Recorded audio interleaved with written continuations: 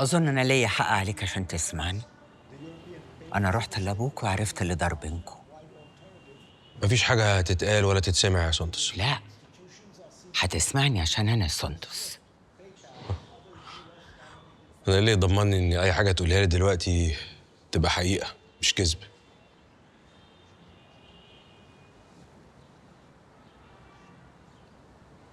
أنا اللي منعت أبوك يشوفك السنين اللي فاتت كلها.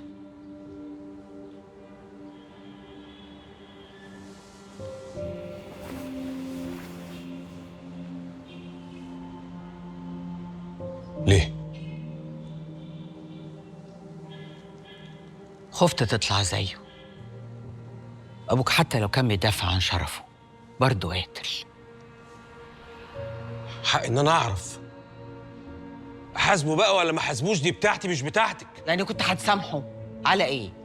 على إنه هرب ولا على موت أمك؟ يا ست، أسامحه ولا ما أسامحوش دي بتاعتي، بقول لك أنا عايز أعرف الحقيقة. الحقيقة إن أمك كسرت عين أبوك وعين جدك. أنا بتكلم عن نفسي، أنا ماليش دعوة بيهم. أنا من حقي أعرف الحقيقة. بني آدم كان عايش طول عمره فاكر إن أبوه ميت والقدر قرر إن هو عايش، ليه بتحرميني منه؟ خفت تسيبني يا خالد، خفت تسيبني. أبوك ملوش فيك قد ما أنا ليا فيك. أنا اللي ربيتك يا أخي. يا ذمة ربيتي يا سندس يا غجرية. هي في واحدة بتضرب الودع بتعرف تربي؟ انت ست كدابة.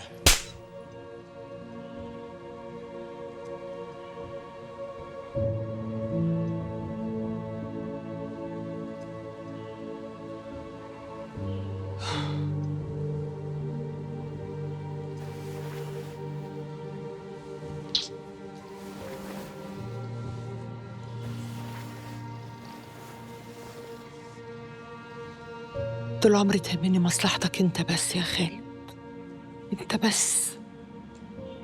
يا حبيبي أبوك ما كانش هيجي من ورا غير وجع القلب.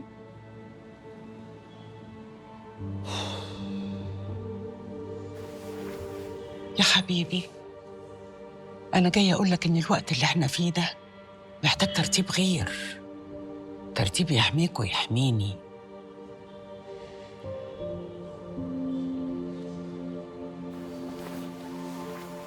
أنا فاهم كويس أنا في إيه، وعارف كويس أنا هعمل إيه. ولما طلبت منك تبعدي مش عشان حاجة غير إن أنا خايف عليكي.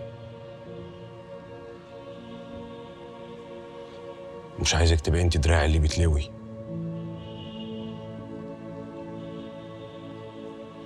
أنا ما عنديش حاجة في الدنيا دي أهم من إنك أخاف عليها. أنا وأنت في مركب واحدة، وإحنا الاتنين في حرب مع ناس إيدهم طايلة. فلما ربنا يبعت لك ظهر، العقل بيقول ما تديلوش ظهرك. روح للديب، ما تروحش لأبوك. يعني إيه؟ يعني أبوك اللي تعرفه أحسن من أبوك اللي ما تعرفوش.